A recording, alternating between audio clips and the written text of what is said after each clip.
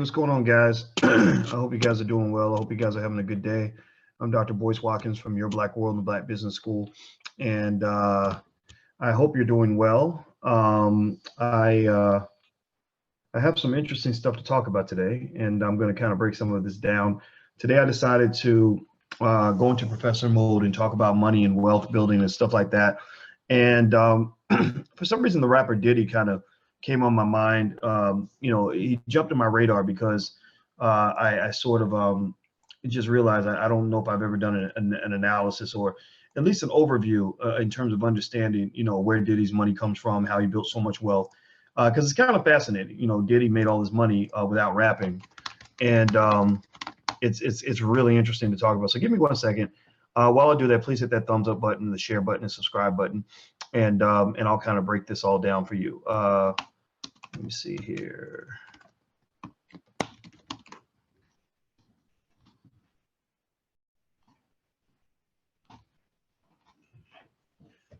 All right. Hey, Tiptoe and Satori and Mike York, how are you? All right. Now, before I start, I do want to apologize to the students that were going to meet me in the webinar. I will make it up to you guys. I actually screwed up, and I put 7 p.m. Eastern time when I meant 7. I was thinking 7 Central, and I'm in Chicago time. And I try to list everything in Eastern time since that's what most of my students in the Black Business School are on Eastern time. And I got the time wrong. So we're going to do extra sessions. I'll probably reach out to you guys very soon over the weekend, and we'll have another private Black Wealth conversation and do some stock market analysis. I don't know if you guys have seen this week that the stock market has been kind of going crazy. Let me see. I don't know where the market is now. Let me see what the Dow is doing right now. The Dow is, it dropped 500 points today. So it's a big drop, a big dip. But, market volatility is kind of normal. It's not a big, it's not a big deal. Honestly, it's happened all throughout history. And thank you, Raleigh, for the compliment. I appreciate that very much. Raleigh says, you inspire me, brother. Keep teaching. Well, you inspire me to keep teaching. So it's people like you that I do it for, so it doesn't require any fuel for me to keep teaching, because I have people that remind me of why it's important to do this, despite the challenges. The internet world is kind of a weird place where you get a lot of chaos, and I think there's a lot of arguing and a lot of fighting and a lot of jockeying for position and stuff like that. And I guess that's what it is. It's kind of the wild, wild west. But what I kind of think is that that's not so productive, because I think that as a Black community, our number one goal should be to build. And so one of the things that I wanted to do from the beginning was I'm very confident about who I am and what I do, but I kind of do my best to take the ego out of it. Ego means, I don't have to be King Kong and, the most important person doing what I do. For me, it's more like, I just want to be able to do what I do and just accept it, tell you in advance that I'm not a perfect person. So, that way we're not going to get caught up in the politics of personality, the cult of personality. Because I know a lot of people respect what I do when they look up to me and stuff like that. But I don't want you to look up to me because you think I'm a messiah. I want you to look up to me because I am sitting alongside you and helping us to solve this important problem. And that's really important. Now, let me see here. KT Bosch says we're not able to get the classes for 75% off. I don't know which class you want to sign up for, but if you go to theblackstockmarketprogram.com, you can actually get 75% off admission to my stock market program. So you should be able to get that. I'll check the URL to double check. If you have an issue with that, if you have any issue with the Black Business School, one thing that we have that you should know about is we have excellent customer service. So if you have any issues at all, like anything that's something ain't right, something you didn't get, something you were supposed to get, all you got to do is email support@theblackbusinessschool.com. If you email support@theblackbusinessschool.com, we have people waiting online to take care of you. And that's important to make sure you guys know that, because when you're a Black business, and this is true for anybody who's starting a Black business, make sure your customer support is as tight as possible, because there are Black people who just don't trust Black businesses. So the trust level is already kind of low.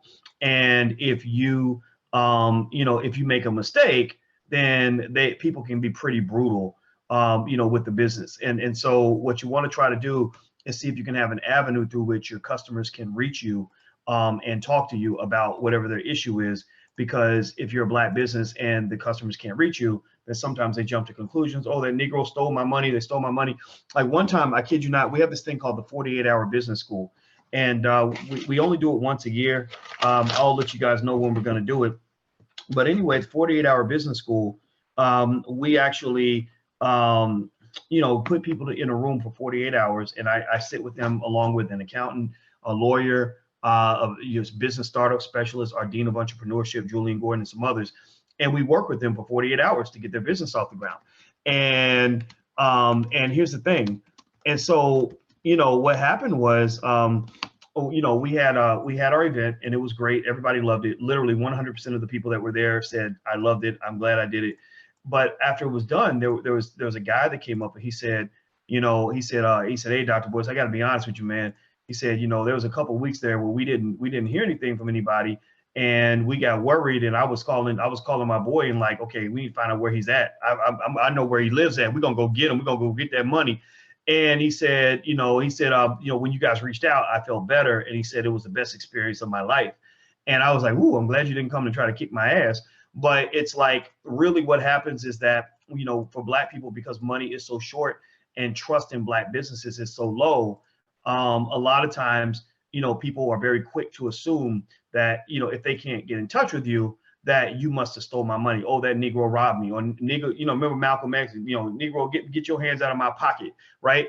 And basically, that anger comes out. And when you have the anger, that's popping out like that, you end up in a situation where a lot of people make assumptions that aren't necessarily true. So when you start your business, make sure that you got some dedicated people that are doing nothing but sitting there waiting for unhappy customers to come in so they can give them their money back. They can, make it right, give them a free bonus, talk to them, apologize, whatever. You'd be amazed at how much a simple apology can help in your business. Like just literally apologizing. Like, like I've had situations where I've been like, this is a mess. You know what can I do to make this right? I am so sorry that you feel this way. If there's something I can do to make this better, let me know. And apologizing is kind of like a way to smooth things over so you can move forward. Like I was advising a young lady that I mentored today, and we were talking about, she's a rapper. A lot of rappers secretly call me. So it's funny. Like I have some people who think I hate rappers, which isn't true. I love rap, but I have rappers that call me to get advice on business and life and everything else.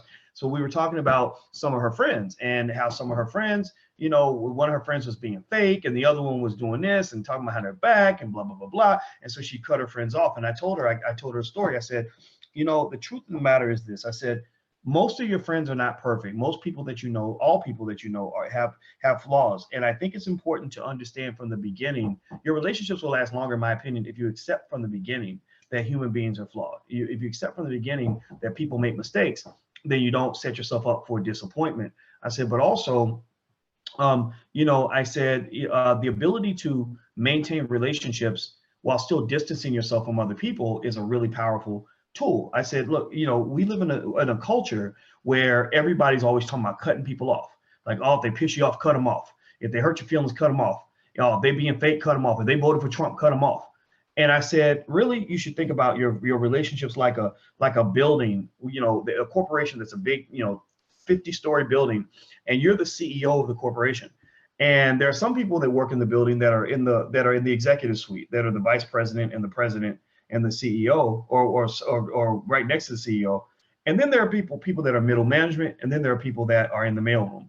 I said, think of your friendships that way. I said, sometimes we demote people. It makes sense to demote somebody, to say, you used to be my ace, you used to be my homie, you used to be right next to me, but now I'm not sure how I feel about this relationship. So I'm not kicking you out of my life. I'm just demoting you. So you demote them to middle management. Or some people, you outgrow them. That was one thing that she was going through. She said, since my career's kind of taken off and I have big dreams, I'm outgrowing a lot of my old friends. I said, well, that's natural. You're going to outgrow your friends, but that doesn't mean they can't still be your friends. You just might, in some situations, based on your comfort level, you might have to create a little bit of distance in those relationships to ensure that you don't end up being sucked into old ways of thinking, right? And so ultimately, business is kind of like that. as well as friendships, because everything's based on relationships anyway. Everything comes down to relationships. When people invest in your business, a lot of times they're really just investing in you, or they're investing in the relationship. They're not just judging your business and whether it makes money. They're judging it based on you and what kind of person are you, what's your integrity, what's your work ethic, what's your vision, how consistent you, what's your track record. They're looking at you, not just the business idea. You could have the best business idea in the world, but if you are a person that shows consistently that you can't stick to nothing and can't follow through, then ain't nobody going to invest no money in you. Ain't no smart person going to invest money in you. And one thing I did tell this young lady was, I said, just, keeping it like straightforward and 100. I said, the best person I ever met in managing relationships is actually Russell Simmons. I said, he's right in your industry. I said, Russell Simmons, putting aside, the controversies, the Me Too stuff, or whatever it is that he's going through. I don't know nothing about all that. But I said, as a businessman, Russell Simmons impressed me more than anybody I've ever seen when it comes to his ability to manage and maintain relationships. Russell keeps good relationships with everybody. Russell don't run up and be like, oh, F you, I'm cutting you off. You get the hell up out my life. Don't call me back. You don't see Russell do that. Russell, he might not like you. He might not mess with you no more, but you'll never know. You'll just notice that Russell isn't calling you as much, or that he's kind of moved in a different direction. But he'll never just be like, oh, I want to call this person and cuss him out. And so basically, I think that, managing relationships is an important part of managing your economic situation. In fact, so that helps you to understand maybe why, or maybe it will help you understand why we made a film called The Black Love Blueprint. The reason we made the film The Black Love Blueprint is because I realized love and relationships falling apart, like that's a symptom of a wider issue of traumatized people who don't trust each other, trying to also at the same time simultaneously figure out how to get things done. We can't get nothing done as Black people if we are constantly traumatizing and re-traumatizing each other and scared to death of each other and cutting each other off at the drop of a hat. You got to learn how to fight through some stuff and learn how to accept the fact that, okay, this person ain't perfect, but I ain't got to take this personal. Everything doesn't have to be taken personally. Your goal is to save the relationship. So the best way to win a fight is to overcome a fight. The best way to win a fight is to not fight. The best way to win a fight is to find peace. Peace is how you win a fight. Just like water is how you put out a fire. You can't put out a fire with more fire. You can't put out a fire with gasoline and charcoal. It does not work. You can dump all the gasoline on it that you want, and all you're going to get is a bigger fire. And the next thing you know, the whole house done burned down. And even mob bosses understand in their code of conduct that when we fighting, we can't build nothing. Nothing good happens when we're fighting. That's why they'll just have a truce and have a sit down, and they'll stop fighting so they can focus on getting things done. So that's my philosophy. So if you ever want to know maybe why I don't always respond, when somebody's calling out, oh, Dr. Boyce, that motherfucker, he's a son of a bitch, blah, blah, blah, blah. I might give a little bit of an explanation. I might be like, yeah, okay, that person's mad because I fired him, or that person over there is mad because they, because I didn't agree with him, or I dissed him on the video. But I won't go into it too deep, because at the end of the day, my understanding is that we got too many people that are doing a lot of talking, but ain't nobody doing no building. We got to have builders. We got to get together, create stuff, make stuff happen, and mature people do that. So Satori, she says, wow, I needed to hear this. Good, I'm glad this helped you. Focus on building. Remember, it's like honestly, like sometimes when people are going back and forth, bickering and throwing mud at each other and destroying each other, it's like little kids fighting. Right? And the adults in the room are the ones who say, okay, let's stop all this fighting. Let's focus on eating lunch, or let's focus on cleaning this room up, right? So some of us have to be the adults in the building, and I encourage you to try to be the adult in the room, and not take it personally. Like there was one girl who was mad. Well, actually, the young lady I was mentoring, she was really mad because she had a friend that was just being super fake, and she found out she was telling her one thing and telling her another thing. And I said, well, you saw her do this to other people. You saw her talking about other people behind their back. What made you think she wouldn't do that to you? I said, you know who she is. Now, at that point, you can decide, do you want her in your life or not want her in your life? I said, personally, if she's a person that's telling all your business, you probably don't want to have her too close to you, because she can't be trusted, right? And that's the thing. That's another thing about loyalty in business. People in business like to work with other people. Good business people like to work with other good business people who are consistent and strong and loyal in their demeanor. That means you don't freak out and panic every time something goes wrong.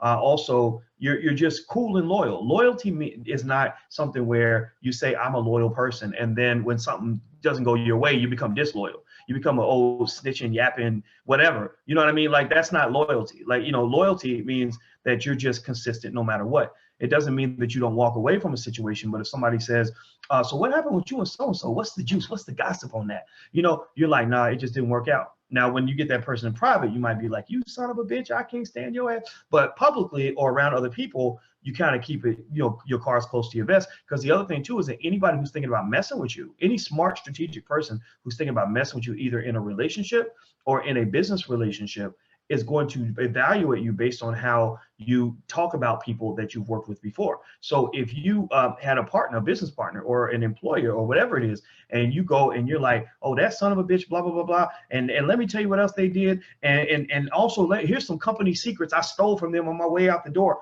They're gonna look at you in a funny way. They're gonna say, okay, so now you're telling on yourself. You're telling me how you're gonna deal with me in the event that you're not happy with me.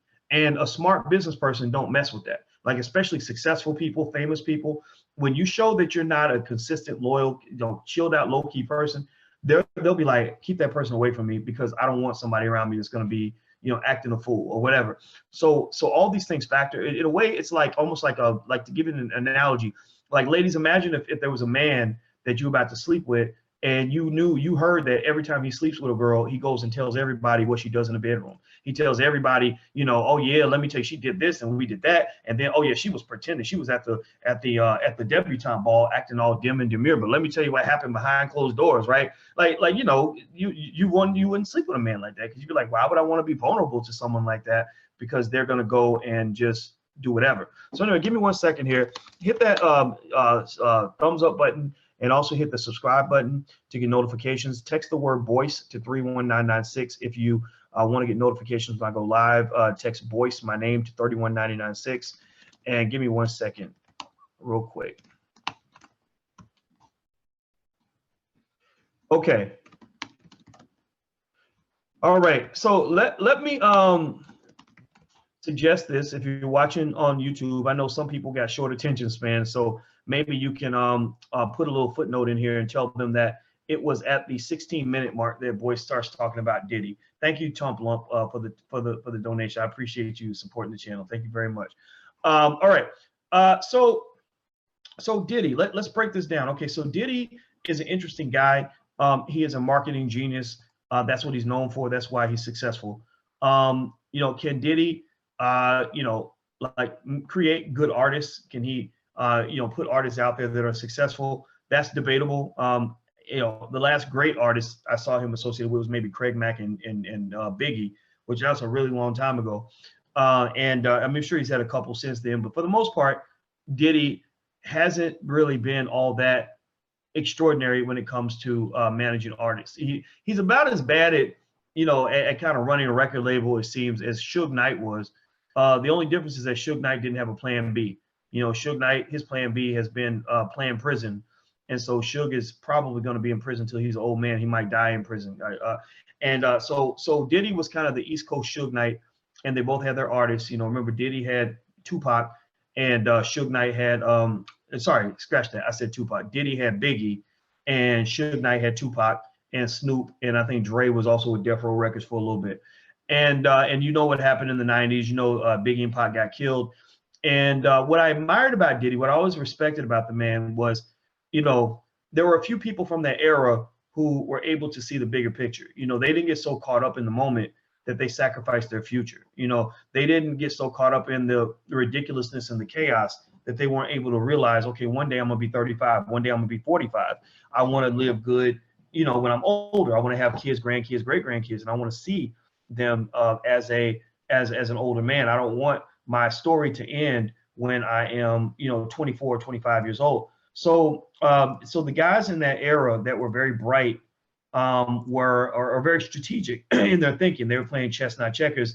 Or to me, the ones that stood out were Diddy, Dr. Dre, Snoop Dogg, and Ice Cube. Those are four guys that I think really saw the big picture. And what you see now is you see people, you know, basically these guys in situations now where they're on track to be billionaires. Almost every one of them is on track to be a billionaire. I don't know where Snoop's situation is. I don't know what his net worth is. I would be surprised if Snoop was worth more than 100 million. But Diddy, Cube, and Dre, we know are all worth several $100 million. And Jay-Z can be counted a little bit, but Jay wasn't really, I talked to Damon Dash a lot about Jay-Z and he and Jay, and I said, so were you kind of around like when all this stuff was going on with Pac? And he was around it a little bit, but okay, Snoop's worth 135 million. That's pretty good too. So he's doing all right.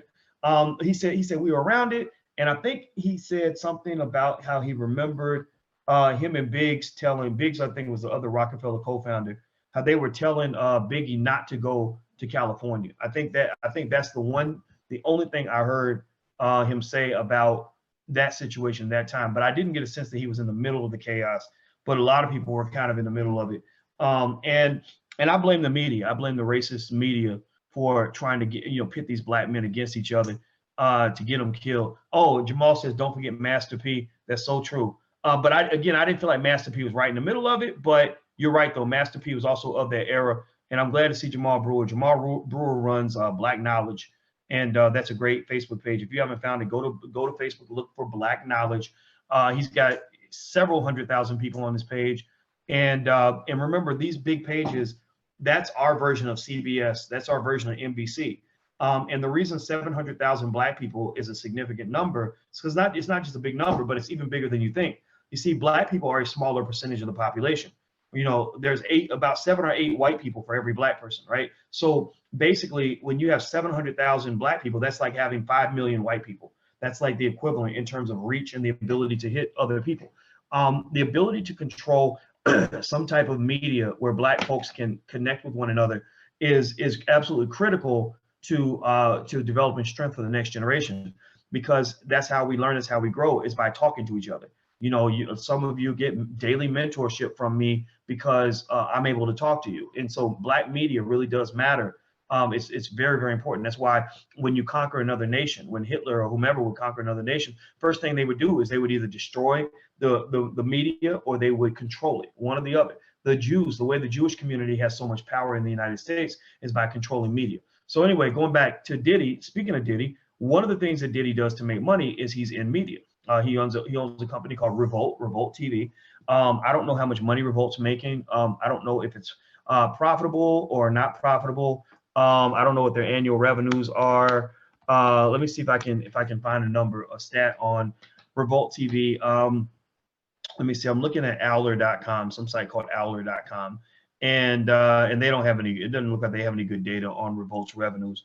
So from what I have read, I did not get the sense that Revolt was making a lot of money. It says revenue $10 to $25 million a year, which, that's good. I mean, that's solid.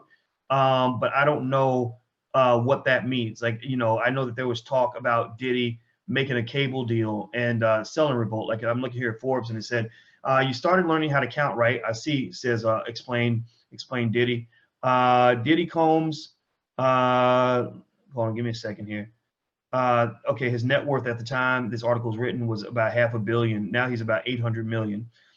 He was calling from France to talk about something else, a venture that could one day make him a billionaire. Revolt TV. Diddy is the network's majority shareholder and just announced a carriage deal with Time Warner Cable. This means his network will have over 25 million subscribers when it debuts this fall, which this was 5 years ago.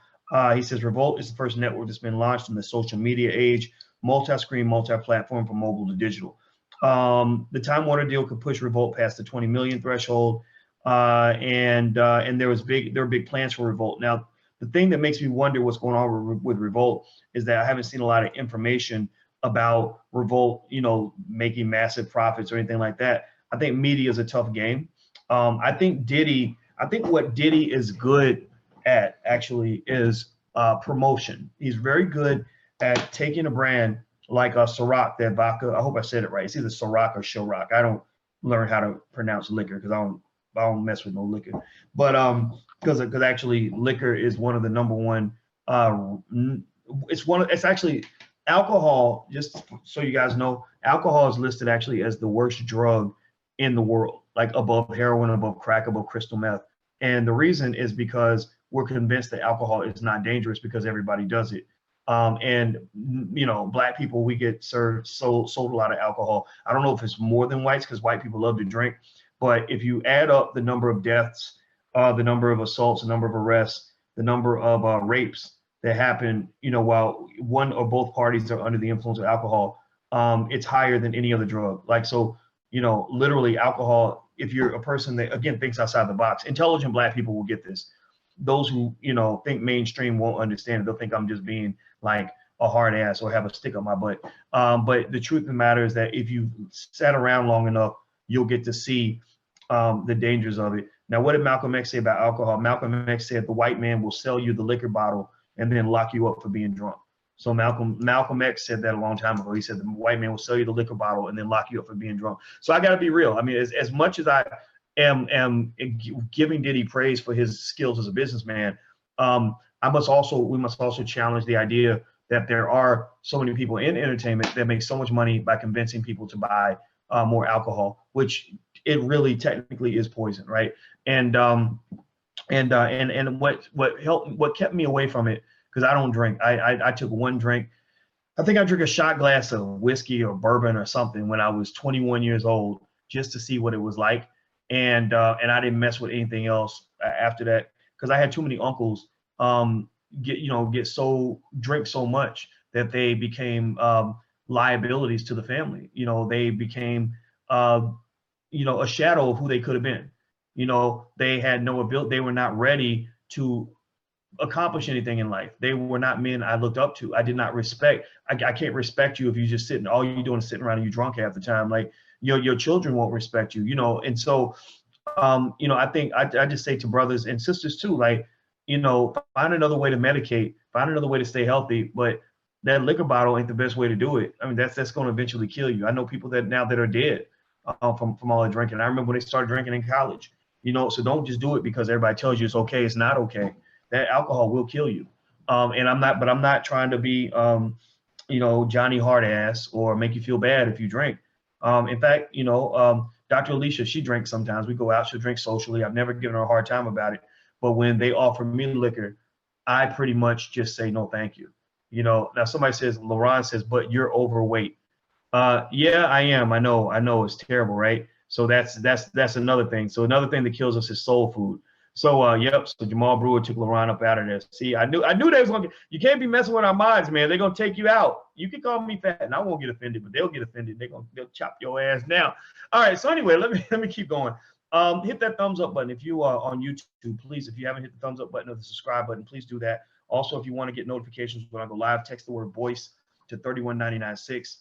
That's text Boyce to 31996. Let's see. Philip says, I'm gonna unhide your comment because I don't have a problem with it. I guess Google blocked it because it has a cuss word. It says alcohol, drugs, and pussy will always sell. Own your vices. Drink responsibly. That is true. That is true. If you ever want to know the things that can tear Black men down, here are the biggest things that can destroy Black men. Are you ready? You want to hear there's 4 things that usually destroy Black men. If it's done, what's the word? If it's done to the point of exhaustion, if you want to call it, if you overdo it.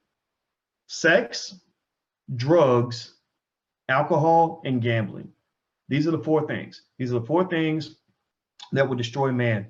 If he can't control himself when it comes to sex, eventually the sex might get him. Either, a lot of STDs, a lot of babies mamas, or a lot of drama with women, especially in the Me Too era. Like if you go to work and you can't, I knew a guy like that who was a college basketball star, and he actually, well, I mean, he's kind of famous actually. If I said his name, you might know what I'm talking about. But he actually had a lot of, like, he has sex with thousands of women a year. I'm not kidding. Like 800 to 1,000 women every single year, and he couldn't control it. That sex addiction. So every time he got a job, he would eventually get fired because he couldn't control himself around attractive women on the job. And so instead of being in the NBA and going and getting these important jobs that he was getting offered because everyone knew him, he got fired from some low-level job. Last time I heard, he had a low-level government job and got fired. So the sex will get you in trouble. You can do it, but you just got to do it responsibly. You got to be very cautious about where you put your seed and where you expose yourself. Every time you lay down with a woman as a man, you're exposing yourself not just to diseases, but potential problems.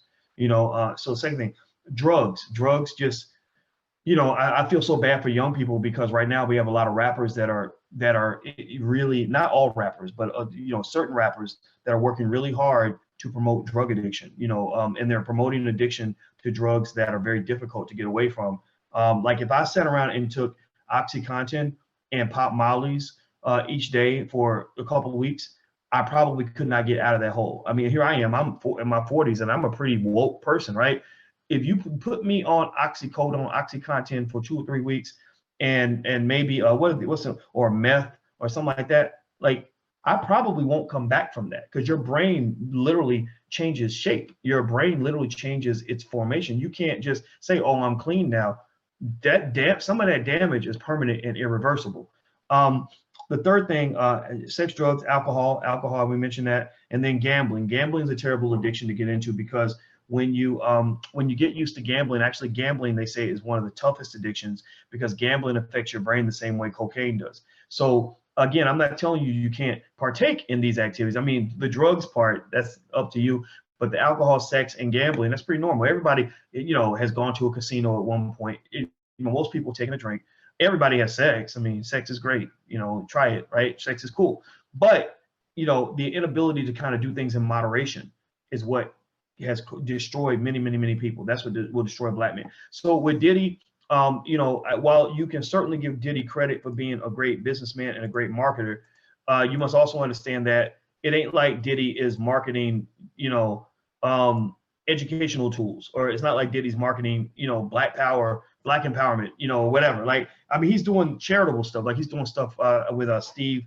Oh my gosh, I should know. He's a friend of mine. Jeez, you know what I'm talking about, the education brother, Dr. Steve Perry. That's right. They're building the schools, and I think that's good, but that's not his primary business. That's not his primary focal point. That's not the main thing that he kind of does.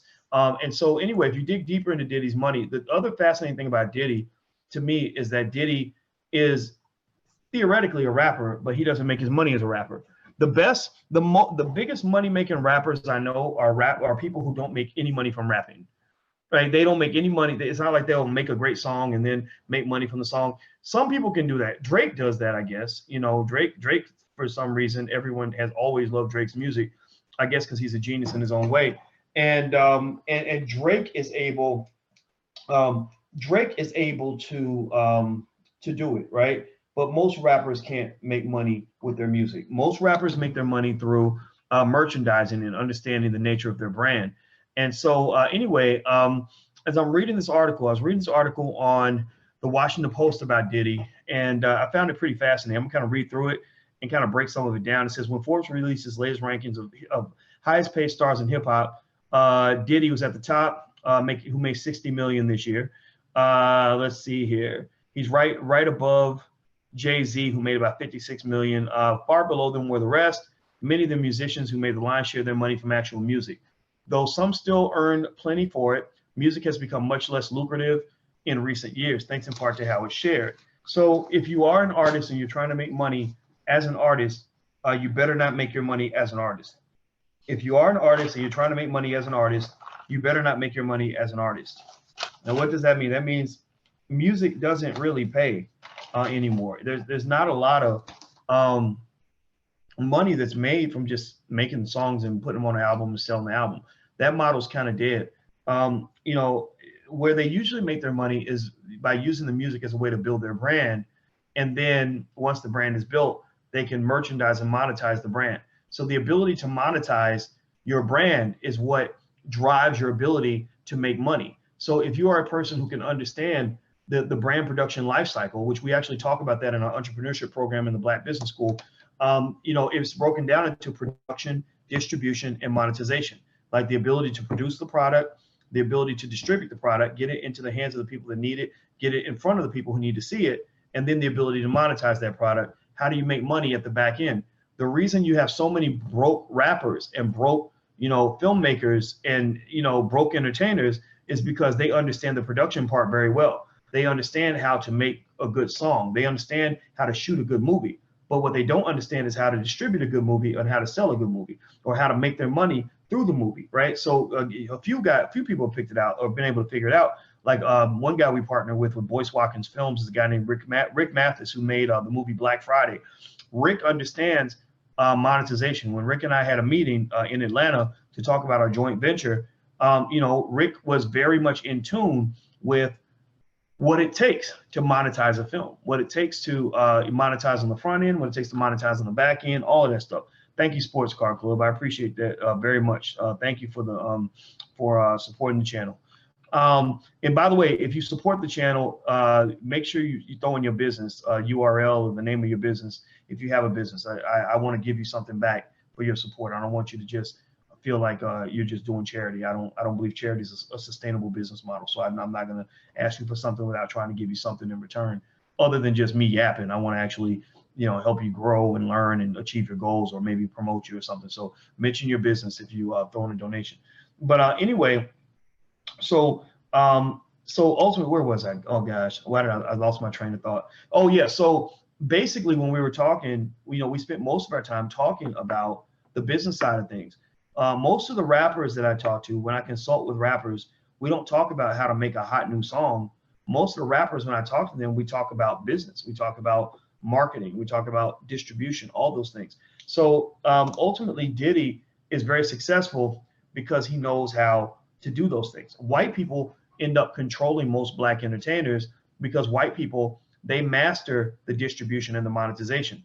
They don't really care so much about going in the booth and making a great song. Like that's us. We're the ones who are known for singing and dancing and rapping and performing and you know, like whatever, making white people happy. Meritorious Manumission. We talked about that today earlier. If you didn't get a chance to see that video, you should go watch it. Meritorious Manumission, where black people were rewarded for protecting whites and for entertaining whites, and also for undermining other blacks. So we have a long history of being rewarded for entertaining white people. They love the way we dance. They love to see us dance. We just do it better than anybody else. And the thing is, you know, the person that's doing all the dancing isn't usually the warrior. They're not the person who's doing the fighting. So you can't have a community full of dancers, because you also need part of your community to be full of warriors. You need warriors and dancers. You can't just have everybody dancing, because if you have a group of people and they're all dancing and a military comes in to take their shit, then all the dancers going to get the brains blown out, and then they're going to cry to white Jesus wondering why somebody came and killed them, right? But that's what it is. We can't just be a community that's just sitting around singing and dancing and praying and entertaining. We have to be a community that's also mobilizing, distributing, setting up production systems, everything else. So I don't dance now, I make money moves. Like Cardi B said, I don't dance now, I make money moves. Well, that's what I think your child should be saying too. Like, I don't want to dance, you know, I'm not going to lean back, you know, I'm not doing none of that. But I am going to own the club where everybody might be coming into the club to dance. I want everybody to have fun, drink up, have a good time, but I'm going to be in the back doing business, counting money, making business deals, making money moves, right? So anyway, so let's keep going. So going deeper into Diddy, let's look at more of Diddy, how Diddy makes his money. He says, though some still earn plenty for it, music has become a much less lucrative realm, thanks in part to how it's shared. A handful of savvy artists, however, understand the weight of their influence and reach, and they've harnessed their own personal brands into more successful careers than music alone could have ever allowed for. There's no mistake, said Combs, who believes that the two go hand in hand. He insists that he has always been a businessman first. And that's why Diddy's making money. That's why he's successful, because he's a businessman first. From early on, he's branched out into a range of ventures, including clothing, television, cologne, alcohol, and bottled water. And so on one hand, he's sticking to the areas that he kind of knows really well. But I think, you know, on the other hand, it's sort of like it's not uncommon for rappers to align themselves with the mass promotion of conspicuous consumption amongst black people. You know, buying expensive things that maybe you can't afford, or things that are a waste of money. And I'm not saying, this is not a critique on Diddy at all. This is not a criticism, but it's kind of like, you know, I mean, the question that I've always asked, this is why I really don't buy much of that stuff, is I don't really know how I benefit from buying, you know, a $200 bottle of liquor, right? I don't know how, you know, I benefit from buying the $130 bottle of cologne. You know, maybe those things happen every now and then. Maybe luxury items are okay, but you'll see that typically with hip hop artists. They tend to buy things that are connected to their culture. And what is an unfortunate reality, which is very, very sad for black folks, is that the culture of hip hop is a culture that's built on waste. It's built on kind of this pleasure seeking sort of lifestyle. You know, it's built on a very pleasure seeking. It's not built, you know, if somebody comes in saying, let's work, let's push, let's have discipline, let's be Spartan, let's go kick some ass, let's black power, let's go make it happen.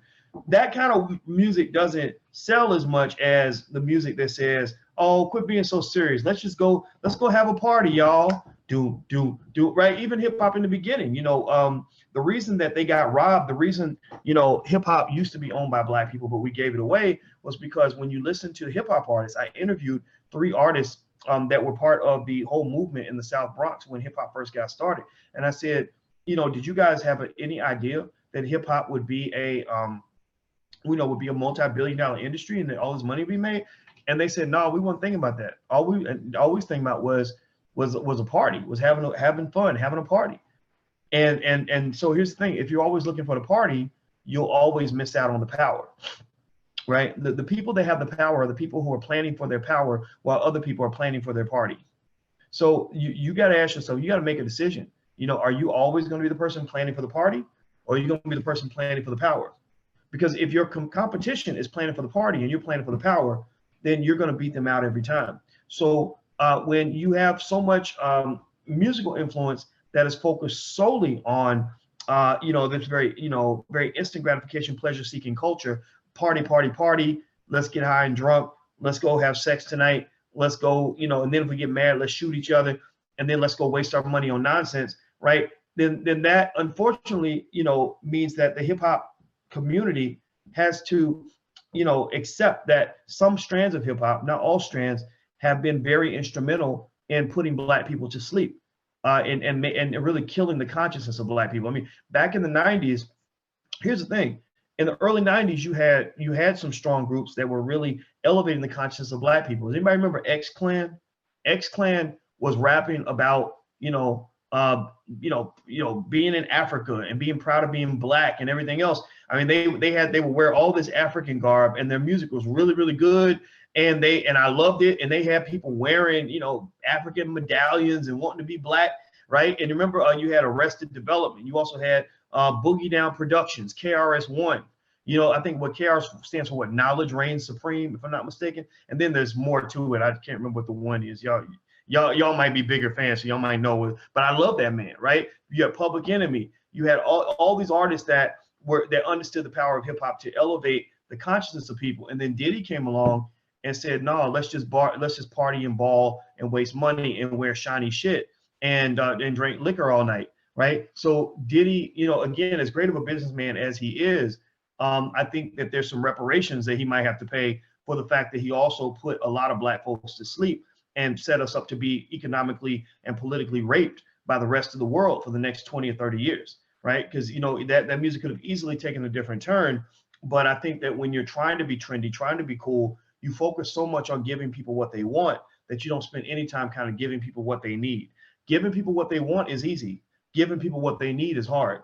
And all of us do a little bit of both. There are times where I'll be like, you know what, I don't feel like fighting with black people. I'm just gonna give them what I think they want to talk about, right? But then there are times where I'll be like, you know what, I know I'm gonna get some shit for this. I know that people are gonna get mad at me. I know that people are gonna call me a hater, but I'm gonna give black folks what I think they need. I'm gonna give them what they need. And then let them make a choice, and so ultimately, I think, that's where you have to be cautious when you put a Diddy on a pedestal.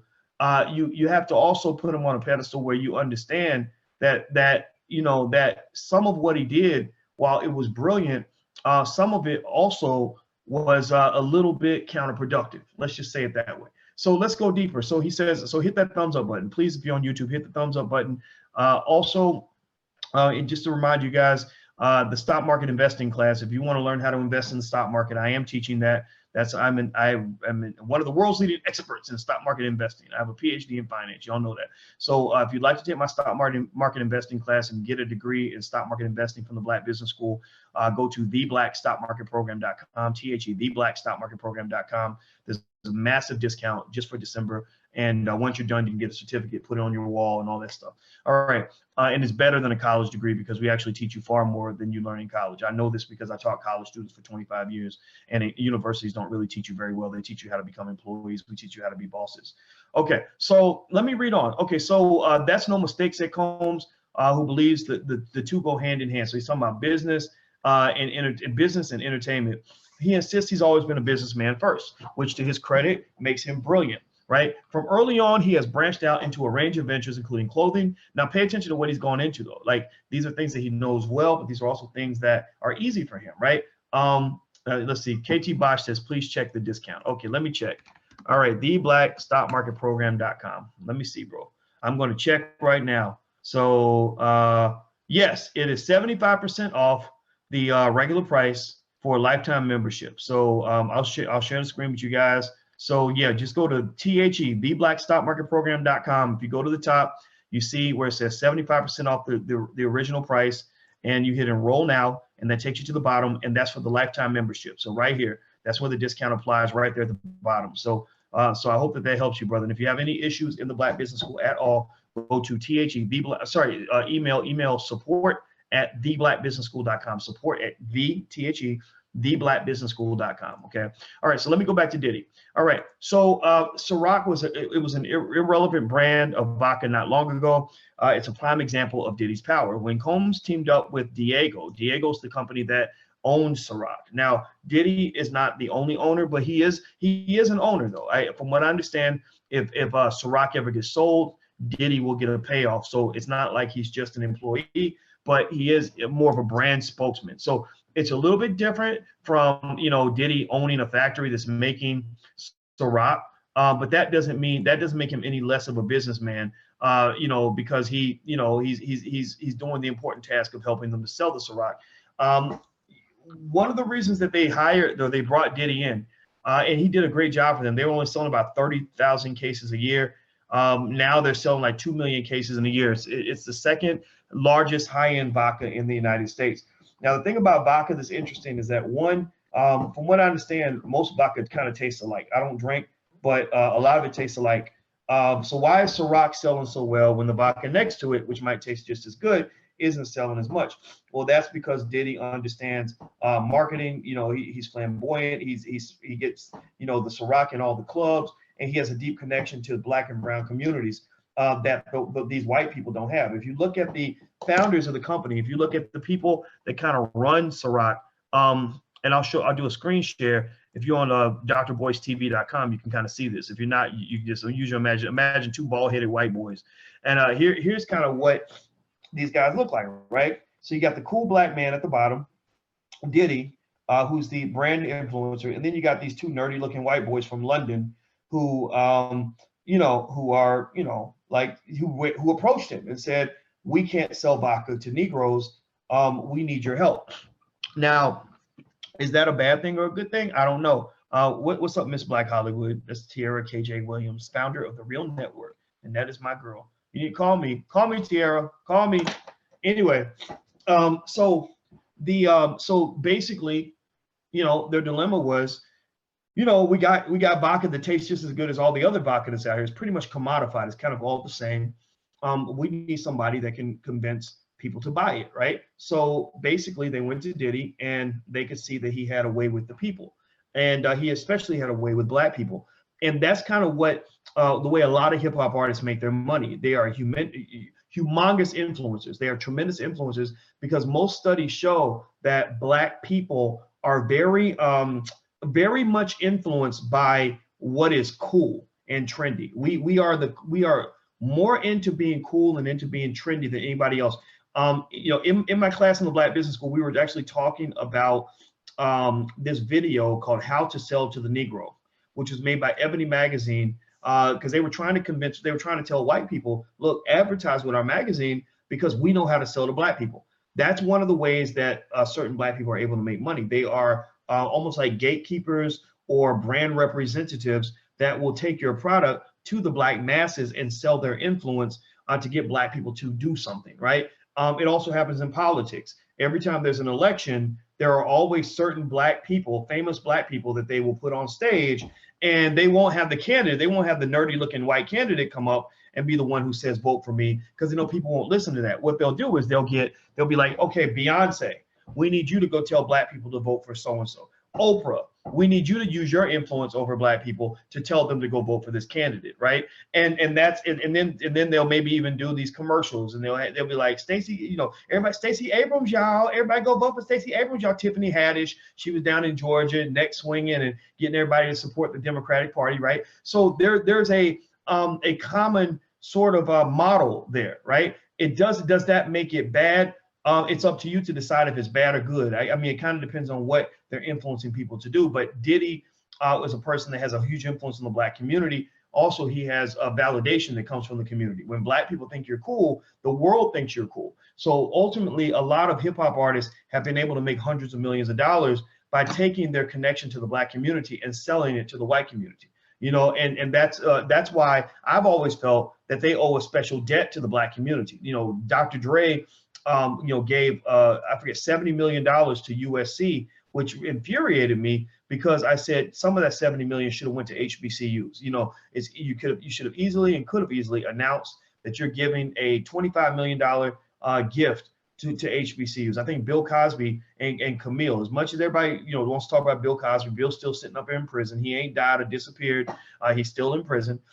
You know, but people can say what they want about him, but Bill Cosby and Camille made to this day what is the largest gift ever to an HBCU. Now I want you to kind of ask yourself, you know, what does this say about the culture that 25 years later, no celebrity has matched what Bill Cosby gave to Spelman College? I think it was $20 million, if I'm not mistaken. Bill Cosby gave $20 million to Spelman in the 1980s. Which celebrity has matched Bill Cosby's gift to an HBCU since that time? The biggest gift I've seen is $400,000 from Beyonce. Like literally a gift that is literally like, I want to say maybe 1/50th of what Bill Cosby did. All these celebrities, you know, we're supposed to have had all this black progress. These black people are doing better. They're making so much more money. They brag about them on Forbes magazine. They rap about how much money they have. And yet not one of them feels compelled to say, I'm going to make sure I take the issue of black education head on, and I'm going to take the lead in making sure that HBCUs never go short on money ever again, not on my watch. You know, I mean, imagine if Floyd Mayweather, now pay attention. I want you to think about this. I really kind of want you to process this. I'm not going to put Diddy in this conversation because I don't want this to sound like I'm hating on Diddy. But I want you to ask yourself, why is it that it's easier to get a black celebrity to promote a new vodka than it is to get them to promote an HBCU, right? You know, why is it easier to get Floyd Mayweather to promote his next fight than it is to get him to promote education for black people and achievement for black people and opportunity creation for black people? You know, that really should make you kind of question like what's really going on in the culture and have we really made progress? Because if we were really making progress, then, you know, the 20 million donation that Bill Cosby made to Spelman in the 1980s should be dwarfed by somebody by now. Somebody else should say, I topped that son of a bitch. Bill Cosby, that old rapist, blankety blank, whatever people want to call him. I wanted to show him up, so I gave 80 million. Why hasn't Oprah written a check for $100 million to an HBCU? We know she can afford it. We know she can do it. And here's the thing. A lot of these celebrities that will, you know, abandon a Bill Cosby or will say negative things about a Cosby, they can't replace a Cosby. They can't do what Cosby and Camille were doing for these HBCUs. So a lot of their effort is put into destruction, not into rebuilding and replacement. Like if you really care about the community, you won't just abandon Bill Cosby and destroy a Bill Cosby. You will also, if you want to abandon him, that's fine. That's your choice. If you want to destroy him, that's your choice. I mean, the man, he might have done some pretty horrible things to women. I believe that he did. I think that there should be more proof, but I do believe he did. But if you want to abandon him and destroy him and take him away from the community, why aren't you replacing what he did for the community? You should be replacing that Oprah Winfrey. You should be replacing that. Any of the black feminists that are like, oh, this guy's a son of a bitch. His name shouldn't be on any building, blah, blah, blah, blah. Well, then give the money back. You know, like really, like Spelman, people at Spelman that say, oh, we don't want Cosby's name associated with this school. Well, then write a goddamn check. I'm sorry, I'm gonna quit cussing. Write a check for $20 million and put it in the name of Camille Cosby and give that money back. And I want you to say, the reason we can give this money back is because Beyonce and Oprah were so sickened by what Cosby did to those white women that they wanted to get him out of here and replace his donation. See, I can't I can't really do too much talking to dish you if I can't replace what, replace you. Like if I can't do better, then I can only say so much. Really, if I can't do better than what you're doing, then I can only criticize you so much. Seriously, if I tell somebody, like if I tell a woman, I don't know, if I say, hey baby, that man ain't right for you. He ain't shit. You need to get rid of him, girl. Go dump him, girl. Go. And this man's paying her bills, and this man is there for her in every way. And I'm telling her to get rid of this man. What, so she can just be single and alone? I mean, sure, maybe I can say that, but maybe I should try to be a better man so I can say there's better options out here for you. So ultimately, I think that the same thing is true with Cosby. I saw a lot of Black folks, a lot of white folks as well, that wanted to destroy Cosby, but I saw very little people who cared enough to actually try to replace Cosby when it came to his financial contributions. Temple University, when their racist asses, I'm sure they never gave any of that money back, and that kind of basically makes you into a severe hypocrite in terms of whether or not you have the moral high ground to even condemn this man when you're still using this man's money. Because he wasn't a rapist to you, and you was taking them paychecks, right? When you taking that money and buying buildings with it and all that other shit. So anyway, let me keep going. All right, so back to Diddy. All right, so I'm gonna pull this up. Hit that thumbs up button. Please hit the thumbs up button. If you'd like to get a text message when I go live, text Boyce to 31996. Just text my name Boyce to 31996. I spoke with Combs about to learn about the arc of his career, his thoughts on personal brands, his successful products such as Ciroc, etc. And they asked him, when you were just getting started in music, did you ever imagine you'd be this successful? And he says his first job was when he was 12 years old and he was a paper boy. That's ironic. That was my first job. Well, actually, my very, very first job, I was 11 or 12, and I used to sell candy door to door.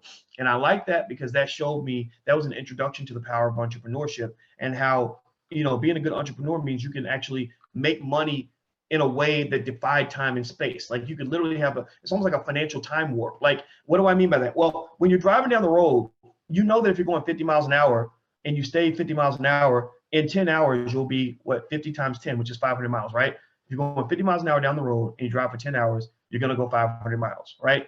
That's how time is supposed to work. It's linear, straightforward, just 50 miles an hour, 10 hours, 500 miles. What if you were able to go 500 miles in 20 minutes? Like, what if you somehow had the ability to go through a time warp or a wormhole or had some sort of jet airplane that could take you 500 miles in 20 minutes? That would be pretty cool. Well, entrepreneurship is a little bit like a financial wormhole, right? When you're a laborer, when you work for people, it's very linear, very straightforward. Linear is just sort of like, right? So it's straightforward. It's like, okay, I make $25 an hour. I work 10 hours. I make $250 a day. I work 5 days a week. That's $1,250 a week. I work 4 weeks out of the month. That's 1,250 times 4, which is $5,000 a month, right? Very linear, very straightforward. If you want more money, you trade more time. You cannot get more money without giving up more time. So when you give away time, you're giving away pieces of your life. You're not just giving away something that's not valuable. You're giving away something that you can't replace. Something God gave us so much time, and you're saying, I'm going to take more of the time that I have on this earth breathing with my heart beating that God gave me. I'm going to sell it to the corporation so I can make a little bit more money, right? That's the trade you have to make. That's the trade of a slave. That's the trade that you're taught when you're a little kid.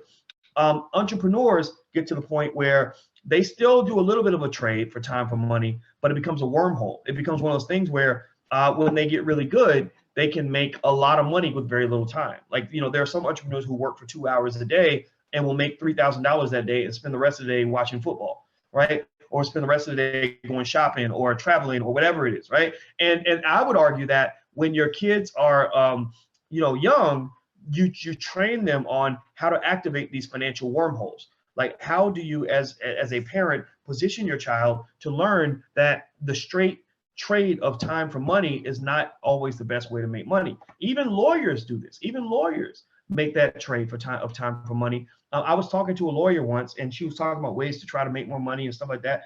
And she was really doing well. I mean, she was making $350 an hour, but she was working nonstop. So yeah, I mean, you're working 60 hours a week and you're working for $300 an hour, $350 an hour. Yeah, you're gonna make big money, but there's still a ceiling. There's still a ceiling. Like, you can't be a multi-millionaire operating in that way. It's very difficult. It'll take you a long time. It's very hard to do. I said, what you want to do is learn other ways to make money that involve systems and scaling and delegation, which requires additional training and the ability to structure and create organizations that allow you to basically create a financial machine, right? So what I believe that would help you and your family a lot, and I think this will help the whole Black community, is because the whole community ain't nothing but a group of families, right? Is to talk to your kids about financial machines. Like, okay, yeah, you can make money by working and breaking your back and doing 10 hours a day, at $25 an hour or whatever. But you can also create a machine that is able to make money while you're sleeping, that's able to make money if you're injured, able to make money when you retire, able to make money by buying time from other people, through delegation, through organizational structure. It gives you a lot more flexibility and power that you don't have when you just go to work and get a check for the amount of time that you gave, the minutes and hours of your life that you sold, like almost like giving blood every day, like you're giving your financial lifeblood away in exchange for a little bit of money. If you're on Instagram, you guys are about to disappear. I'm gonna take you out, but I'm gonna put you right back in. So don't go anywhere. Come right back. Give me 1 second. And while I bring back the people on Instagram, make sure you hit the thumbs up button, hit the share button, hit the subscribe button. And also, if you want to join our League of Intelligent Black People, feel free to join us at intelligentblackpeople.com. That's intelligentblackpeople.com. Okay. All right. So let me keep talking about Diddy. So Diddy was 12 years old when he was a paper boy. He said, at the time, I wasn't old enough to work legally. So now pay attention. He said, I made a deal with the paper boys who were leaving for college. I told them to let me deliver the papers, and I'd give them half the money. So basically, he said by the age of 13, he has 6 paper routes. So he made a deal when Diddy was 12 years old. Pay attention. This is what you got to look for in your children. Some of your children are already showing this entrepreneurial capability, but you're missing it. You're not seeing it, right? But think about this. When he was a kid, Diddy's mama probably noticed. She could probably tell stories about this. Diddy's mama, probably saw him go and negotiate business deals. So Diddy was a businessman at an early age. He got that from somebody. He talks about where he got it from. He got it from a couple of places. One was from financial trauma, which can actually lead to financial strength if you play it right.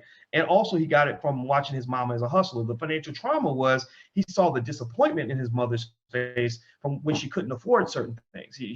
I guess she was a single mom, if I'm not mistaken, and she couldn't buy certain things. And so it kind of, hurt him to watch his mother suffer. So he probably said, like a lot of little boys, I'm gonna make sure my mother's doing better. I don't want to live like this, stuff like that. A lot of kids learn that way. They learn by watching the mistakes of the adults in front of them. But then the other side was, his mother had a hustler mentality just like him. So he learned how to work hard, but he also learned how to work smart, right? So if you pay attention. What did he do? He made a deal with the other paper boys where he said, look, I'll serve you. I'll take care of you if you take care of me, right? Quid pro quo. That's how politics is supposed to work. That's how business is supposed to work. He didn't come up and say, hey man, can I borrow some money? Can you let me hold something, till you get back? They've been like, no, I'm not doing it. You're a charity case. Get out of my face. He didn't come up and say, he didn't come up and ask for something, while offering nothing. He didn't say, well, give me the hookup. Can you just, no, he said, look, I have a commodity that can help you. He said, look, you're going away to college, right? And I know that means that you think that you're not going to make any money on your paper route because you're going away to college. I'm not going to college because I'm only 12.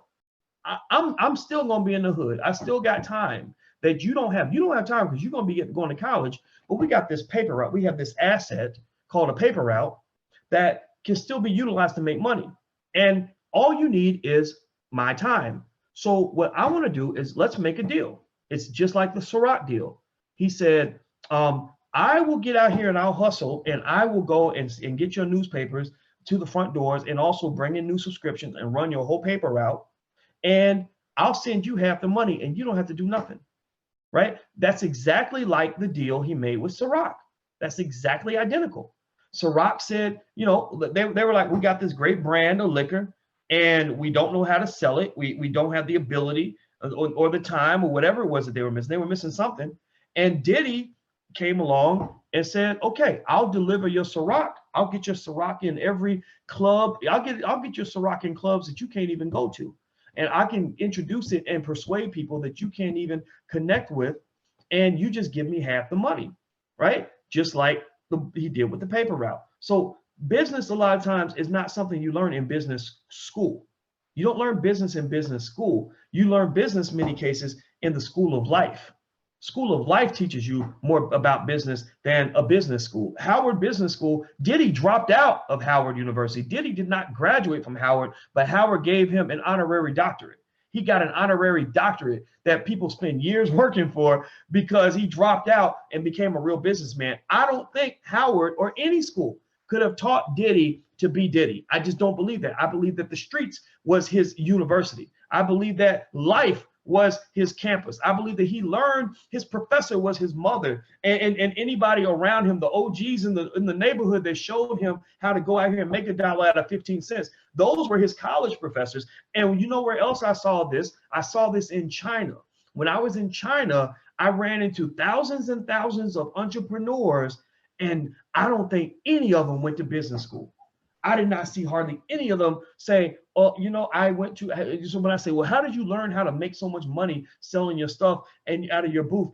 I didn't hear anybody say, well, I went $100,000 in debt to go to the University of Shanghai so I could learn how to run a business. No, they went out there and they just did business. And they understood the rules of relationships. They understood quid pro quo. You scratch my back, I scratch yours. They had a back scratcher. I keep my back scratcher right here, right? So they learned how to scratch backs of other people. I really am scratching my back because it itches. And they basically, you know, like understood, like, you know, simple things that sometimes you lose in some of these universities. Some of these white universities cause you to lose your ability to invoke this thing called common sense. Diddy at the age of 12 understood that there was a need. He said, you know what, these guys probably want to still keep getting money and want to keep their paper route. So, and I've got this time, I need money, so maybe I can go make a deal. So the ability to form relationships and make a deal is actually probably more important in the world of business than almost anything else. The ability to network with other people, find out what they need, like what you need, what do you need, so I can give you what you need and I can get what I need. That's all business really is. It's about finding out what people's needs are and fulfilling those needs. Same thing is true in love. If you don't know the needs of your partner and you're not fulfilling those needs, then you're going to get cheated on, or you're going to get dumped, or you're going to get rejected. One of those three things is going to happen. If you don't understand the needs of your partner, they will not engage in a transaction with you because you don't understand what you should have learned from the University of Life and common sense. So let me keep going. He says, at the time, I wasn't old enough to work legally, so I made a deal with the paper boys who were leaving for college. He had 6 paper routes by the time he was 13. He says, I say all this to say that before I entered into the business of music, I went to college at Howard University. I didn't graduate because I decided to pursue my career in the music industry, but I was just given an honorary doctorate from Howard. I went there for business. So he went there for business, but he dropped out of business school to go do business, right? Like that I think that's really fascinating. And what I really like about Diddy's career, this is where I give him credit. You know, again, I told you, I mean, I had to be honest about the whole, you know, selling liquor and clothes to black people thing. I mean, it's kind of, you know, I kind of played out a little bit. I ain't gonna lie. But, you know, you must give this man credit and his family credit for the fact that he actually did something that we're seeking to do in the Black Business School. You know, my full belief, that I believe to the bottom of my heart, is that if we have 10 million black children that learn business before they get to college, that are doing business as children, these children will become future millionaires. Many of them will become future millionaires. And when they become millionaires, that's what will elevate the black community. The black community will never be elevated by a bunch of white people deciding to give us jobs, or the Democratic Party deciding that they want to do right by us. Like there will never be a time where white people will just decide they're going to let go of this white supremacy thing. It's been working for 400 years. Why would they let that go? So the idea that racial inequality when it comes to wealth is going to be solved by white people is you might as well be talking about Santa Claus and the Easter Bunny, because all of that is a fantasy and it's a lie, right? The gaps will be closed by black people learning how to be more competitive. When black people learn to be competitive, black people will start winning, because you can't win in a competition if you're not competitive. Black people, I'm sorry, I hate telling you this, but y'all ain't competitive. As a community, we're not competitive. We spend more time bitching, whining, and complaining about what white folks are doing to us than we spend figuring out what we're going to do for ourselves. And the fact that you have black people that literally seek to undermine anything black people try to do for ourselves is part of your issue as well. You have a lot of black people that literally make it their life's work to encourage black people to have no encouragement at all. Like their number one purpose in life is to encourage you to give up. Like, just give up. We need to kiss ass of white people in order to get opportunities. Like, we need to do this integration thing. We need white people to acknowledge us. We need white people to tell us that we're special. We need white people to pat us on the butt and tell us that we're wonderful. Like, and unfortunately, that losing strategy is a massive distraction from what I believe that we should spend our lives doing. We should spend our lives building with one another. We should spend our lives coming together so we can build markets and we can build systems and build economies. If you can build markets, systems, and economies of your own, then you don't need somebody else's markets. You don't need somebody else's systems. You don't need somebody else's economies, because you have markets, systems, and economies of your own. All right, so let's keep going. So Diddy says, so when you were just getting started in music, did you ever imagine you'd be this successful in business? Okay, I think I already mentioned that part. So let me scroll down a little further. It scrolled up on me. Okay, he talks about DC. He loves DC. It's Chocolate City, yada, yada. Is the music industry a destination or a stepping stone? He says, I can only speak about myself. As I said, since I was 12 years old, I've always seen my job as providing a product. So that's a shift in thinking right there. There is such a thing as a millionaire mindset. Stop believing that there's no such thing as a millionaire mindset. That right there, just by seeing your job as providing a product, that right there is huge. If you teach that to your kids when they're young, they're going to be very different from the kids that just think that they are the product. Like, I'm going to sell myself into slavery in hopes that I can make money from that. In their minds, the only product is them and their labor and their time. But there are other people who think outside the box and realize the product could be a toothbrush. The product can be, books. The product can be soap. The product can be desk lamps. The product can be iPhones, right? So let's keep going. He says, as I've gotten older, that shifted to providing a lifestyle. I want to make the records that woke you up in the morning. I wanted to make the clothes you got into after taking a shower. I wanted to make the cologne you put on after that. While I listened to more of my music while driving to your job, I wanted to make the water that you drink, Aqua Hydrate, when you're at the gym. So Aqua Hydrate is one of his companies that he bought into. So notice how he's not just describing a mindset of providing a product, fulfilling a need as a way to monetize, his businesses, but he's also marketing. He's subtly marketing. So he's like, I want to make the water that you drink, and I want it to be called Aqua Hydrate, right? And then in the interview, he says, I want you to be able to turn on the TV and watch one of your favorite shows I produce. Then I want you to go out for the night and party, and I want you to switch out of your suit to a more casual outfit that I offer. And one of the final touches is that you can go to the bar and order Ciroc. All of that is well thought out. That was my dream. I just think that because of my earlier experiences, watching my mom work 4 or 5 jobs at a time, I'm wired like that. So what he did was he took the hustler mentality that you get from working a job, because nobody works harder in America than Black people. Like, I mean, think about this. We worked extremely hard. We worked harder than everyone else, and we were working for free for hundreds of years. So nobody works harder than Black people. But the problem with the slave mentality is that it doesn't promote the idea of working smart and working productively, right? So a lot of times we will work hard, but we work much harder because we all kind of believe in this white supremacy thing. We work harder when a white man is cracking the whip on us at a job than we will work toward our own dream. Like, I've seen people do that. I've seen people, you ever see that? You ever see somebody, when they go to work, they're on time, they do what they're supposed to do, they don't deviate from the rules, they don't want to get in trouble, they do everything they do everything exactly what their boss tells them to do. You call in the middle of the day, they say, I'm sorry, I ain't got time to talk, I'll call you after work, right? But then when they're starting their own business, they might forget to work on the business for 2 weeks straight. They don't, keep any commitments to themselves. They don't have any discipline at all. Or when they're in college and it's time to, that's another area where you're working on building your future.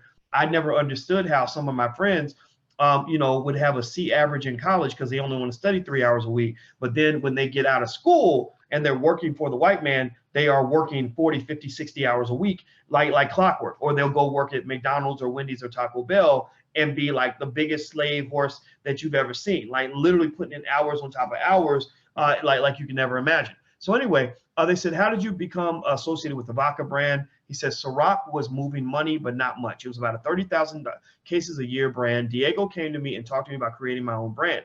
I looked at that opportunity, but was worried it would take a while to build a brand. Very smart. It does take time to build a brand. So I saw this brand which wasn't doing too well. So what he did was he said, I'm just going to leverage a pre-existing brand as opposed to creating a brand of my own. He said, I tried it before. I knew it was made in France and it was extremely smooth. So when they were showing me their portfolio, giving me a choice, I doubled back on the brand and asked them, hey, what are you doing with this one? They said they weren't doing much and that it was struggling. So I decided to take a chance on the brand. We decided that if it does well, we can be 50-50 partners. That's how it began. So something like only 14 months later, we went from selling 40,000 cases to 1 million cases. He said, they said, where are you now with Ciroc? He said they're selling 2 million cases a year. It's the second largest ultra premium brand in the country, second only to Grey Goose. But even with that said, it's all because of this opportunity, which was there with millennials. Also, it's helped that we have such a strong connection. Pay attention now. This is where he brings black folks into the conversation. He says it helped that we have such a strong connection to the African American and Latino communities who basically at this point run the culture in America. We haven't been afraid to service them in a very elegant, sophisticated, aspirational kind of way. And we're doing this instead of trying to push malt liquor. So what he's basically saying is that, that his goal was to go back to his connections with black people and to sell this premium liquor, which I think is fine. I don't think that's an issue, entirely. I mean, I'm not going to judge anybody who drinks and stuff like that. But what I will say is that that's kind of common in the hip hop space, that you have a lot of people who are able to leverage their connections with black people in order to come back to the black community and make a lot of money by selling that connection to another corporation. But at least with Diddy, it's a 50-50 deal. If people are going to drink, they're just going to drink. I do think, though, at the same time, we need an expansion of that, that hustler entrepreneur mindset to ensure that we're offering all different kinds of products and options to the community that are actually going to, do things other than maybe get people drunk and help them have a good time. So anyway, let me keep going. So they asked him, they said the joke about vodka, whether it's true or not, is that it all tastes pretty similar. That means branding is extremely important. So the brands differentiate the vodkas, right? It's not the taste typically.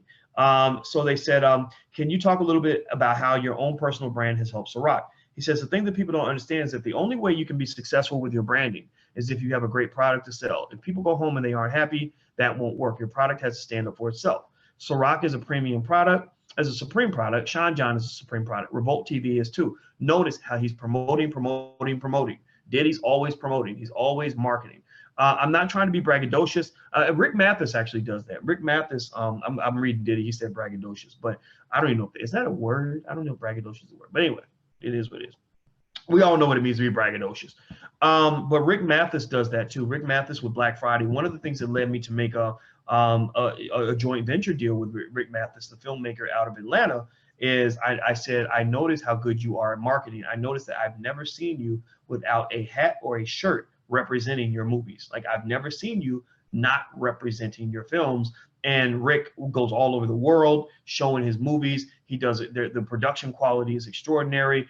His ability to maintain relationships is awesome. So I said, I'm really impressed with you as a businessman. And I think that we can actually do great business together, because I can't say that about everyone I've seen, right? And you have that consistency piece that I think is really extraordinary. So Diddy, I believe one of his great strengths is the fact that he's so consistent as a brand builder. I mean, he's just been Diddy since 1995. My God, that's such a long time ago.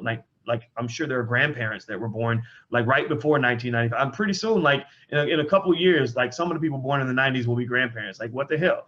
But so this guy is doing it. He's, in terms of consistency, I think that's awesome. He says, okay, so but still. So he's saying that his liquor is a supreme product, but again, the guy just said that most of the vodka kind of tastes the same. But it's interesting. Okay. But still, even after knowing that or feeling that way, you have to sell the product, right? Don't get me wrong, says Diddy. Marketing and branding are very important. We feel like we've been able to do that in the case of Ciroc in a way that's never been done before. Take our commercial with Frank Sinatra, for example. We spent a lot of money on that, and I really think it was something that you hadn't seen. People don't really see a black man getting off a jet, going to Vegas, and doing it the way Frank Sinatra would do it. That doesn't do much for me. Like this whole, like, I'm gonna imitate the famous white guy kind of thing. I mean, we can give Sinatra his respect, but I kind of think that we got to figure out who the hell we are. Like we're not Frank Sinatra lookalikes. So anyway, the thing about Ciroc is that it's helped diversify an entire industry. You have this industry, the high-end vodka industry, where there was almost no diversity. Now, whatever company it is, they want a piece of our demographic, and they know it's possible. That doesn't mean we're an African-American brand. So that's when he's getting into the diversity thing. He's saying, we're able to appeal to African Americans, but we're not an African American brand. He says 54% of our sales are to people of color. The rest are to the general market. So there's a mix. So he's saying, I'm selling my vodka to black people, brown people, white people, Asian people, selling it across the board. Make of that what you want. I don't have much to say about that one way or the other. Let's see. He says, But we've changed the thinking about something. I guess the one place you're seeing it now is on the TV show Empire. So the guy says, I'm going to piggyback off the Empire comment. Empire is that show made by Lee Daniels, who is one of the sickest human beings in the history of the world, and he is he's able to get opportunities because he's gay and he's down with the Jewish community, and that's kind of how Hollywood rocks.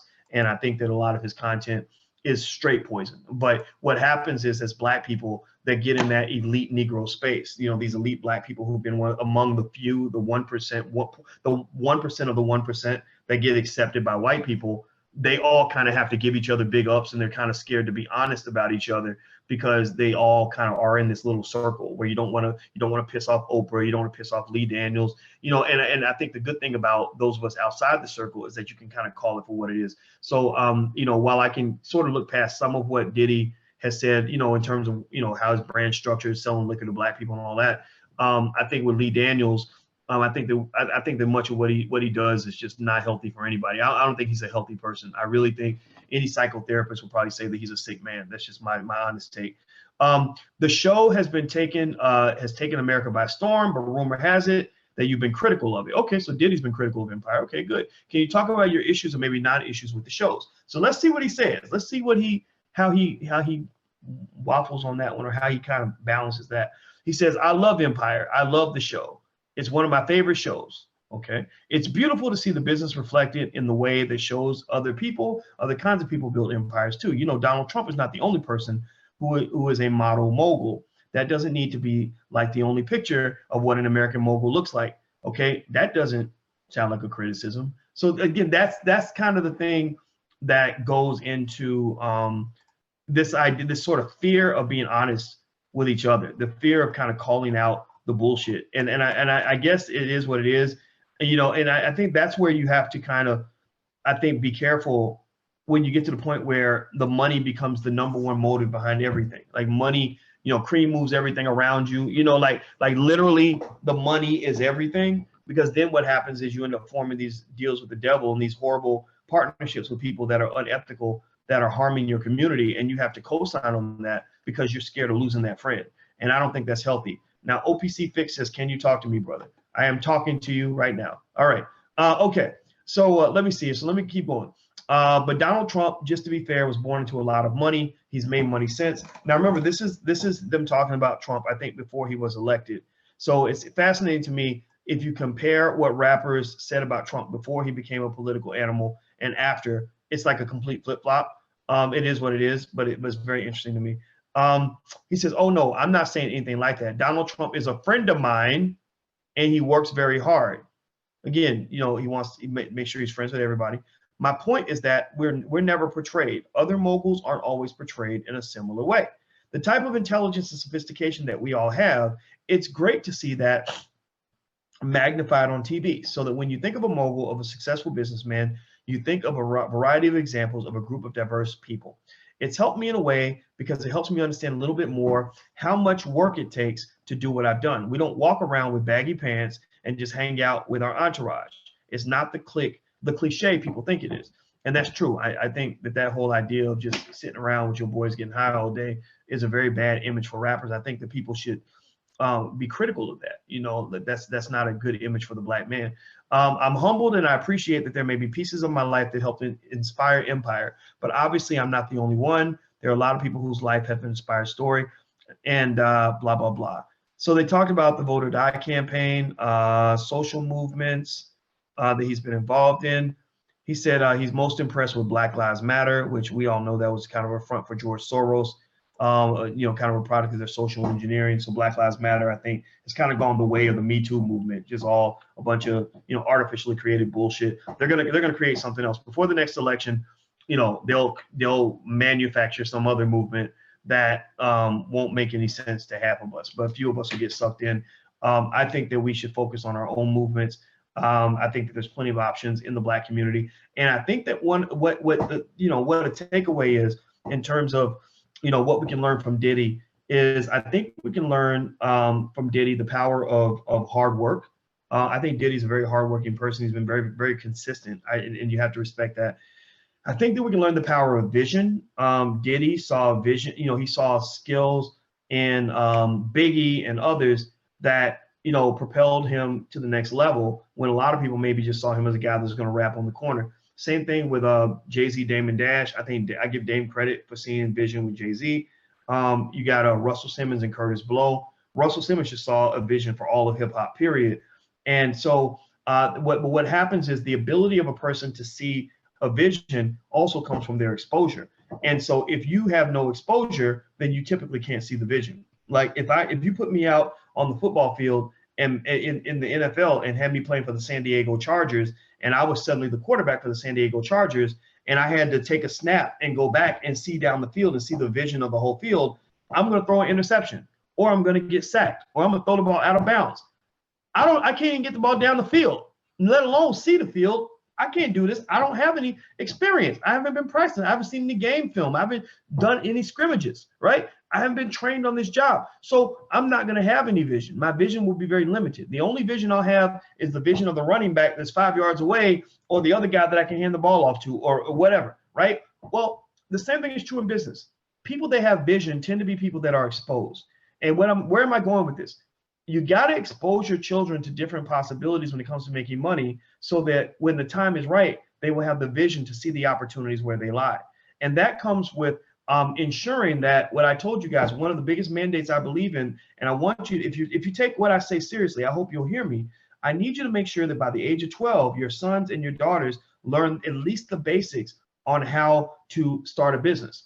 That they have to know the basics. By the age of 12, if every Black child that we get our hands on can learn at least the basics, have some exposure, watch a few videos on it, have some conversations on it, put them in front of, you know, some entrepreneurship videos. I mean, we have our programs in the Black Business School, but you don't have to do that. Just somewhere where they're learning the basics of being a business owner, then they're going to have vision. They're going to be the one sitting at, you know, Howard University 10, 15 years later saying, well, you know, if we take this and do that, we can create our own radio station. Or like Sharif Abdul Malik, who also went to Howard, who started We Buy Black. Sharif is a millionaire at the age of 28, right? He's a millionaire. He's 28 years old. Sharif was the guy at Howard saying, well, you know, the digital technology is going that way. So my vision says that if we go ahead and plant ourselves in this digital technology and start bringing together Black buyers and Black sellers, we can create a Black version of Amazon.com, right? That does not come with like just luck. You don't land on an opportunity like that. That doesn't come to people who say, I don't have opportunities because a white man won't give me any opportunities. How many Black people do you hear talk like that? That say, you know, I can do it. I can do it. All I need is for you to give me the opportunity. All I need is for you to give me the opportunity. You need to go from positioning your kids to receive opportunities to positioning your kids to create opportunities. You see, Diddy's not a person seeking an opportunity. Diddy is a guy that creates opportunities for himself, and then he creates opportunities for others. So that's like in football. Like there are some guys who play football and they only catch the ball if the ball comes right to them, right? But then there are some guys who are what they call playmakers. You could take a regular mundane situation. You look at Neon Dion. Remember Neon Dion? He used to do the dancing, right? Neon Dion was an extraordinary football player because he was like Mr. Excitement. You could take the simplest, most boring, most mundane ass situation, and Dion will make a play. He will make something happen. You know, Michael Jordan as a basketball player was able to make something happen, right? So you want your kids in the economic game to be playmakers, to be able to sit in there with a bunch of people who can, you know, don't feel like they have any opportunities, who don't feel like they have any money, don't have any wealth, and you want them to be the one that says, no, you get that, you go over there, you go do that, you pick up that, you show up on Monday, and then we're gonna start our business, right? It reminds me of when Dr. Alicia, you know, my queen, my gorgeous, beautiful Black queen, she's a playmaker like in a lot of areas, and maybe I'm gonna sound stereotypical. I hope I don't sound stupid when I say this, but she's like I told her, I said, baby, in the kitchen, you're like a playmaker in the kitchen. I said, we went to Guyana last year, right? Y'all remember when we were in Guyana? Tell me if you remember when we were staying in Guyana for like 4 or 5 months. I didn't even know. When she told me we were going to Guyana, I was like, okay, I'll follow you anywhere on earth. I'll go with you to Siberia, but I don't know where Guyana is at. I said, are we going to Ghana? And she said, no, it's not Ghana, it's Guyana. I said, where's that? And so literally that's what it was. So we were in Guyana, right? It's third world country. It's very different from here. Not many grocery stores, you know, like the fridge. We wouldn't have any food in the fridge. We'd have like a fucking raw chicken and some beans and some onions or whatever, right? And I would be in this kitchen, right? I'd be in this kitchen and I'd be like, my God, like there's nothing to eat. Like I'm so hungry because there is no food. And she somehow magically would walk in this kitchen. I'm gonna tell you, that's God bless this woman. They're just, I mean, amazing. And she would come out with the most delicious feast that you ever ate in your life. Like literally, I'd be like, did you like just manifest some green beans and mashed potatoes out of your armpits? Like how did you do that? Like, where did you get this meal? Like, this doesn't make any sense based on what I saw in the kitchen. Because I walked into the kitchen and I saw no food at all. I saw nothing. I could have starved to death in that kitchen, but because she's a playmaker in the kitchen, she had vision, which came from training and exposure. Her mama taught her as a little girl how to work her way around the kitchen. She would go in there and create a masterpiece. You follow me? So basically, that's what the kids need to be able to do. They need to be able to see a vision that no one else can see. They should be able to look at a plot of land and see a mall. They should be able to look at somebody who just got fired from their job and see an extraordinary business partner. They should be able to see a situation where there's 50 people with no money in their pocket and see a multi-million-dollar corporation. They should be able to look at technology trends and social trends and see a vision that lies 5, 6, 10 years down the road. If they have vision, then they will be like Diddy. They'll be the Diddy. They might be the Diddy of the computer science industry. They might be the Diddy of the sneaker industry. They might be the Diddy of education. But that Diddy approach to things is really fascinating, because most rappers who rapped in the 90s, who rap like Diddy, are not making any money right now. A lot of those rappers from the 90s, you know what I'm talking about, a lot of them are broke. A lot of them never overcame the fact that they weren't famous anymore. So pay attention. I mean, I think there's something to be learned from Diddy, while at the same time, don't make the Diddy model the only model that you talk about with your kids. That's the one big problem, is that we have too many people trying to go that route. We have too many people trying to go sell vodka and clothes and whatever the hell, jewelry to black people. You know, black industry has to go deeper than just stuff that entertains us, stuff that makes us feel good, stuff that gets us high, stuff that gets us drunk. It has to go into the things that we need to function on a day-to-day basis. You know, so that means black industry will include coffee cups. Black industry will include ink pens. An ink pen company called the National Pen Company sold me this ink pen that says the Black Business School on the ink pen. Black industry will include cases for people's glasses. Black industry will include this broken tripod, a tripod for my phone. Black industry will eventually include headphones. Black industry will include shirts like this. It will include mice and mouse pads. It will include earpieces that people use to talk on the phone. It will include legal pads and paper that you can use to take notes. Every single one of these things I just showed you is an insight into a multi-million, multi-billion-dollar industry, right? The billionaires, of this world are people that are offering people the things that they need. So they're kind of doing what Diddy did with the newspapers back when he was 12, but they're doing it everywhere. They're doing it in every industry. So for black people, I'm gonna close with this. For the big win for black people will be the ability to mass produce hundreds of thousands of young black entrepreneurs who will own businesses and build corporations in the next generation. That's what's going to make our people strong. That's what's going to help us win. And it's going to happen in 30 to 50 years. In 30, 40 years, some of y'all got 7-year-olds. Those 7-year-olds, by the time they're 37, many of them will be multimillionaires. And these are going to be the job creators for the black community. That's what's going to reduce the black unemployment rate. It's not going to happen just because white people decide to hire more of us. They still won't be hiring us in the year 2058. So anyway, okay, I'm done talking. Hit that thumbs up button before you go. Make sure you hit that thumbs up button on the video. Also, if you want to join our League of Intelligent Black People, go to intelligentblackpeople.com. That's intelligentblackpeople.com. If you want to, with your child, take a look at any of the programs. Lachey says, it looks like you're saying your son is 5 years old, or your daughter.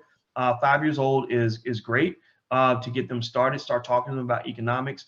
We have a great program for children at blackmillionairesoftomorrow.com. That's blackmillionairesoftomorrow.com. We dropped the lifetime membership price by about 75% just for Christmas. So feel free to go to blackmillionairesoftomorrow.com. That teaches investing, the basics of money, and also the stock market. If you want your child to just do entrepreneurship, we have a great new program in entrepreneurship that's also steeply discounted. You can go to blackceofactory.com. That's blackceofactory.com. And for those of you who've already done the digital stuff and you want something that's like hands-on, something you can actually like hold like a book, we actually created with Black educators a series of Black financial workbooks for children. You can take a look at those by going to financialworkbooks.com. That's financialworkbooks.com. So these make great gifts. So feel free to take a look. And thank you guys thank you for the thank yous. I appreciate that. And it was real. Thank you guys for hanging out with me. And I'm glad we got somebody out here that doesn't think that what I'm saying is crazy. We need somebody out here making a plan, because I don't know what the hell I'm seeing in the rest of the community. What I'm seeing in the rest of the community is more poverty, chaos, and misery, and I don't want to be a part of that. So take care, guys. Have a great day. I'll see you soon.